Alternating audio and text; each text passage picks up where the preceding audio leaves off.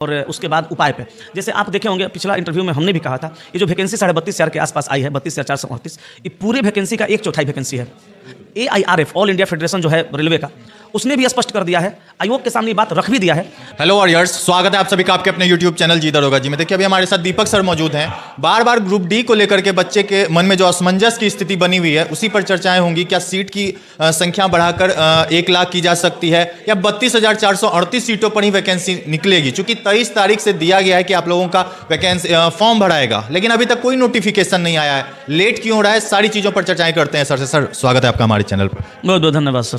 Sir सबसे पहले जो बच्चे नॉन ITI और ITI वाले बच्चे आपस में ही लड़ रहे हैं, सर इसका कोई तो समाधान होगा। समाधान तो है ही है, लेकिन कोई करना चाहे तब ना। आयोग को समझ में नहीं आ रहा है, रेलवे को समझ में आ तो रहा है समझ में। ये बात जब हम समझ सकते हैं, ये बात जब आप समझ सकते हैं, ये बात एक छोटा सा इंसान समझ सकता है, तो वहाँ तो बड़े बड़े अधिकारी बैठे हैं, नेता मंत्री बैठे हैं। कहा जाता है कि सबसे ज़्यादा दिमाग ये धरती पर नेताओं के पास होता है, वो भी समझ रहे होंगे। लेकिन एक वो कहानी सुने होंगे बंदर वाला, जिसमें रोटी का बंटवारा हो रहा था। जिधर पलरा भारी होता था उधर से एक कट्टा काट लेता था तो दूसरा साइड में डाउन हो जाता था, काटते काटते रोटी खा गया। वही सिस्टम अभी हो रहा है ये रेलवे वाले विद्यार्थियों के साथ में। 32,438 यानी 32.5 कहिए ना, हम थोड़ा बढ़ाइए के बोलते हैं सर आप रेलवे के पक्ष में बोल रहे हैं तो हम मान लीजिए बढ़ा के बोलते हैं 32,500 वैकेंसी है। 32,500 वैकेंसी पे बच्चे विवाद न खड़ा करें और बच्चे रोड पे ना उतरें या बच्चे उस तरह का कोई काम ना करें जिससे चीज़ें प्रभावित हों। ये दिमाग लगा करके ही सरकार क्या की है, स्टूडेंट को ही आपस में लड़ा दिया। मेरा मानना है, हम मानते हैं इस बात को कि भैया तुम अपने में मर कट के पहले बराबर हो जाओ। ITI वाला अगर ट्विटर कैंपेन करता है, नॉन ITI वाला नहीं कर रहा है।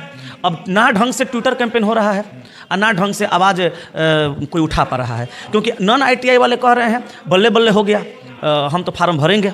ITI वाले कह रहे हैं मेरा 2 साल बर्बाद गया, पैसा भी बर्बाद गया। ऑब्वियसली कहेंगे ही कहेंगे।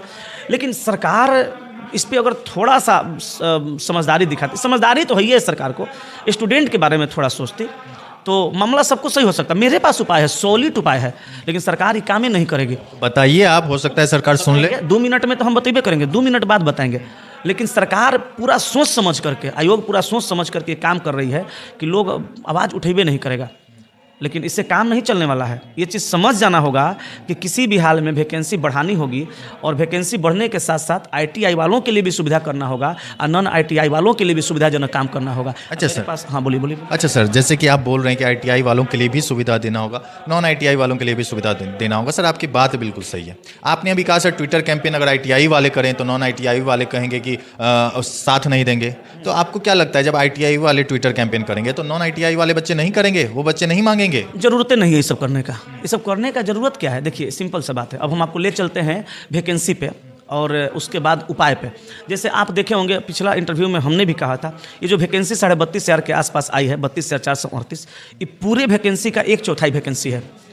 AIRF ऑल इंडिया फेडरेशन जो है रेलवे का, उसने भी स्पष्ट कर दिया है, आयोग के सामने बात रख भी दिया है कि सीट जो खाली है लगभग 1 लाख प्लस सीट खाली है। आज जब 32,500 वैकेंसी आती है 1/4 सीटों पे, तो सिंपल सा बात है, गुना भागा कोई भी कर सकता है। 1,20,000 सीटें खाली हैं। 1,28,000 तो रेलवे का पहले का ही डाटा है सर। अब हम 1,20,000 करें तो कम ही ना कह रहे हैं, उतना तो सीट रेलवे में खाली है ऑलरेडी। लेकिन फिर भी 32,500 वैकेंसी मतलब वही हुआ कि हम अपनी मनमानी करेंगे। अच्छा, उसमें भी दोनों को लड़ा देना है तो सर आयोग को 2 काम करनी चाहिए, रेलवे को 2 काम करनी चाहिए। सारा समस्या का समाधान भी होगा और ये बेरोजगार युवाओं का भी भला हो जाएगा। पहला काम ये करना चाहिए कि वैकेंसी बढ़ाना चाहिए। और मुझे लग रहा है जितनी भी बातें हम लोग के सामने आती है, हम लोग इधर उधर अपना बात करते रहते हैं, वैकेंसी किसी भी हाल में बढ़ेगा ही बढ़ेगा, लेकिन इससे समस्या का समाधान नहीं होगा। समस्या देखिए क्या होगा। चलिए वैकेंसी बढ़ गई, सारे बच्चों ने फॉर्म भर दिया, फिर भी समस्या है। अच्छा आप ही बताइए, जो काम टेक्निकल है, अगर उस टेक्निकल काम को नॉन ITI वाले बच्चे करेंगे, बेहतर करेंगे क्या? बिल्कुल नहीं करेंगे। जो काम नॉन ITI का है, जो काम टेक्निकल नहीं है, सिंपल है, उस पर ITI वालों से करवाइएगा, वो कर लेंगे। लेकिन नॉन ITI वाले लोग जो मैट्रिक पे फॉर्म भरेंगे वो टेक्निकल काम को नहीं करेंगे। आयोग को चुपचाप करना क्या चाहिए मेरे हिसाब से, अगर मैं अपने हिसाब से देखूँ तो जो टेक्निकल सीटें हैं उस पर ITI वालों के लिए सीट फिक्स कर दे कि भाई जो टेक्निकल पोस्ट है इस पर ITI वाले ही फॉर्म भरेंगे, और जो टेक्निकल सीटें नहीं हैं, सिंपल है, जनरल है, उस पर नॉन ITI वालों के लिए कर दे। ITI वाले भी खुश, नॉन ITI वाले भी खुश। अब वैकेंसी तो बढ़ाना ही होगा। कितना? हमारा हिसाब से 1,20,000। लेकिन इतना सरकार करेगी नहीं, फिर भी 60,000 कम से कम चाहिए। 60,000 से कम में काम चलने वाला नहीं है। बहुत बेरोजगार युवा बहुत दिनों से इंतजार कर रहे हैं, इतना दिन पे वैकेंसी दीजिएगा। अब लॉजिक मत लगाइएगा कि हम हर साल देंगे, तो हर साल दीजिएगा तो पहले जो 5 साल से नहीं दिए वो दे के भरपाई कीजिए। 32,000 जो दिए हैं, 5 साल जो 6 साल वैकेंसी पिछली नहीं आई है, आप उसको दे दीजिए 1.5 लाख वैकेंसी। सिंपल सा एग्जाम्पल देते हैं। हमारा कोचिंग से दुकान पे किताब जाता है, मेरा किताब, सिंपल सा बात है, एक बिट आप ले गए उसका पेमेंट कर दीजिए, दूसरा बिट ले जाइए। कहीं भी आप काम करते हैं, चाहे व्यवसाय करते हैं, कपड़ा का दुकान है, तो एक बिट का पैसा दे दीजिए और तब दूसरा बिट देंगे। तो पहले आप पिछला वाला बिट को क्लियर करिए, 4 साल से 5 साल से नहीं दिए हैं, कम से कम 60-65,000 दीजिए। ये सब युवा निकले, उसके बाद आप जिस हिसाब से अपना डिवाइड करके दीजिएगा, हर साल दीजिएगा। लेकिन इस बात पे आप अडिग रहिए, बातों से मत बदलिए। विश्वास उठते जा रहा है विद्यार्थियों का, रेलवे से खास करके। और ये जो सीटों का बंटवारा है उसको उस हिसाब से करना चाहिए ताकि युवाओं को परेशानी ना हो।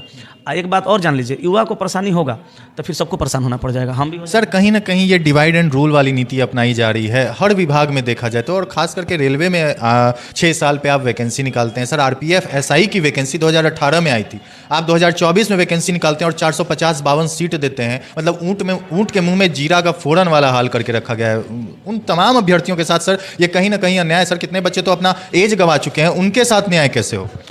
अब आप 3 साल का एज रिलैक्सेशन दे रहे हैं, 6 साल पे वैकेंसी निकाल रहे हैं सर, तो 3 ही साल ना उनको मिला? एकदम मिला, 3 ही साल मिला। 3 साल एज रिलैक्सेशन दे रहे हैं, 3 साल मिला, वैकेंसी भी कम दे रहे हैं। कम से कम उतना दे दीजिए कि जो लोग का 3 साल गया है, 3 साल बचा है, वो निकल जाए कम से कम।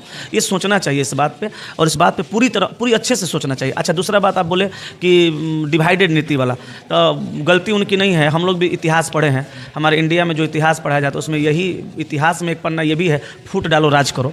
तो कहानी तो अभी हम लोग वही देख रहे हैं, वही दोहराया जा रहा है। मतलब विद्यार्थी, ग्रुप डी वाले विद्यार्थी को आपस में लड़ा दिया गया। हम तो एक वीडियो में बोल भी दिए थे कि बहुत बढ़िया नीति है, ये तो बड़ी दिमाग है। अच्छा, सच कहा जाता है पढ़े लिखों से ज़्यादा दिमाग है अनपढ़ लोगों के पास में।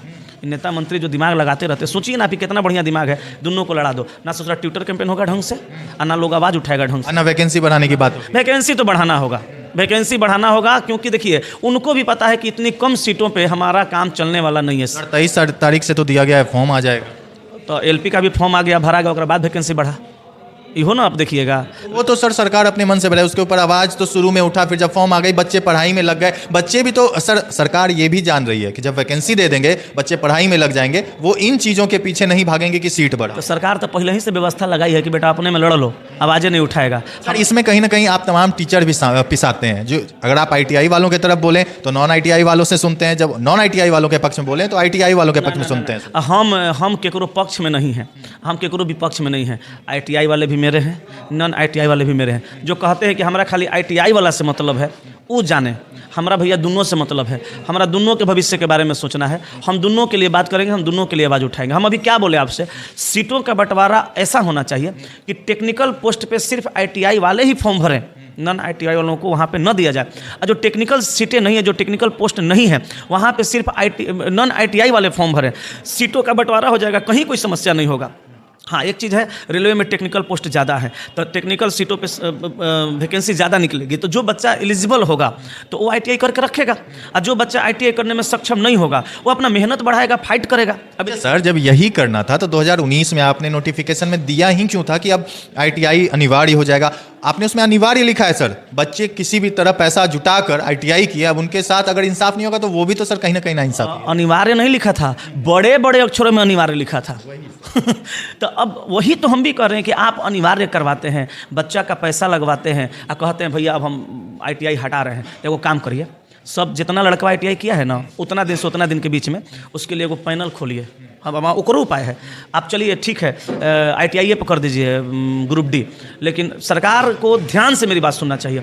आप एक काम कीजिए, एगो पैनल खोलिए, जैसे फॉर्म भरने का पैनल खोलाता है, और उस पैनल में लिखिए कि जो लोग 19 से लेकर के अभी तक ITI किए हैं वो अपना सर्टिफिकेट को स्कैन करके इस पर अपलोड करें, और जो ITI करने में पैसा लगाए वो पैसा सरकार पेमेंट करे विद्यार्थियों को।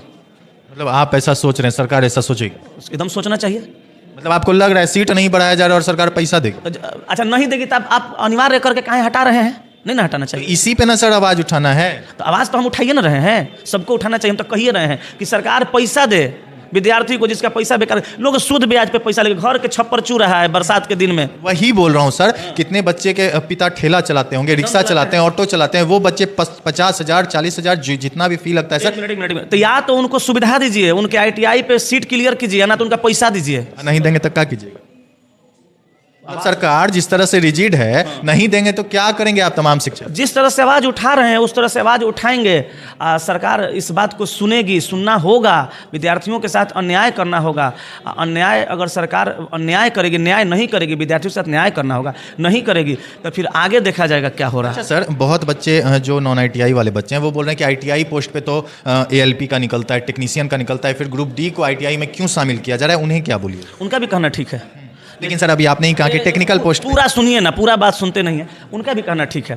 तो ये बात पहले से सरकार को, आयोग को सोचना चाहिए था। पहले भी 2019 से पहले भी ग्रुप D खाली 10th पे था, तो 10th पर रहने देते। ये जो बचवा सबका पैसा फंस गया, जो ITI किया, वो काहे करवाएं आप? ये नहीं ना करवाना चाहिए। अब दूसरा लॉजिक आप ये निकाल दीजिएगा, चाहे कोई निकाल देगा कि ITI किया तो बेकार हो गया, ITI किया तो बेकार हो गया, टेक्नीशियन भरिए रहा है, LP भरिए रहा है। तो ग्रुप D के नाम पे आप काहे कहे थे? गलत न किए हैं जी, आपको नहीं ना कहना चाहिए। अच्छा सर, इसका सॉल्यूशन बताइए। बताएं तो क्या 1 लाख वैकेंसी दे दें, 50-50 कर? 1 लाख कहें, 60,000 वैकेंसी देना, 50-50 कहें करे। अगर रेशियो 60-40 का आता है तो 60-40 करे, 70-30 का आता है तो 70-30 करे। जो रेशियो आता है वही रेशियो करे। टेक्निकल के लिए टेक्निकल डिग्री ITI, टेक्निकल जो पोस्ट नहीं है उनके लिए नॉन ITI। दोनों बच्चा का समस्या का समाधान हो गया। जो ITI किए हैं पैसा लगा के, उनको भी बुरा नहीं लगेगा, उनके साथ भी अन्याय नहीं होगा। जो नहीं किए हैं उनके साथ भी अन्याय नहीं होगा, वो भी खुश, वो भी खुश। पुतो मीठ भतरो मीठ, दोनों वाला हाल हो जाएगा। क्या बोलेंगे अंतिम में बच्चों? कुछ नहीं, मेहनत कीजिए जम के, वैकेंसी बढ़ेगी। जरा कलेजा में दम होगा वो निकलबे करेगा। आवाज़ हम लोग उठाइए रहे हैं। कान जिस दिन सरकार के कानों में आवाज़ पहुंचेगी, अगर सरकार इस पर संज्ञान लेगी, हो सकता है सीटों का भी बंटवारा हो जाए, वैकेंसी बढ़ाना पड़ेगा। ऑल इंडिया फेडरेशन AIRF भी कह चुका है कि सीटों का संख्या कम से कम 1 लाख होनी चाहिए, क्योंकि 1 लाख सीट से ज़्यादा सीट खाली है। तो वैकेंसी बढ़ेगी, जहाँ तक हम जानते हैं, जहाँ तक हमको उम्मीद है। मन लगा के पढ़ना चाहिए और तैयार रहना चाहिए आगे के लिए। सिंपल सा बात है, ये आँख से देखा हुआ चीज़ है, अनुमान लगाया हुआ चीज़ नहीं है। जैसे LP में बढ़ा वैसे ग्रुप D में बढ़बे करेगा। 32.5 से काम चलने वाला नहीं है। उनका भी काम नहीं चलेगा। वो तो जो गेम खेल रहे हो तो गेम खेलिए रहे हैं, काम उनका भी नहीं चलने वाला है। चलिए, बहुत बहुत धन्यवाद। Thank you. तो चलिए, जैसा कि AIRF all India railway federation के द्वारा भी आप लोगों का आवाज़ उठाया जा रहा है कि हाँ, वैकेंसी की संख्या बढ़नी चाहिए, तो उम्मीद है वैकेंसी बढ़ेगी। अब बात रही ITI और नॉन ITI वाले बच्चों को कैसे इंसाफ मिलेगा, तो जैसा भी होगा देखते हैं। आप लोगों को जो भी लगे इस वीडियो को देखने के बाद आप कमेंट करना, फिर मैं उस पर कोशिश करूँगा सर से मिलकर उस पर भी आवाज़ उठाने की। वीडियो अच्छी लगी तो वीडियो को लाइक कीजिएगा, चैनल सब्सक्राइब कर लीजिएगा। धन्यवाद।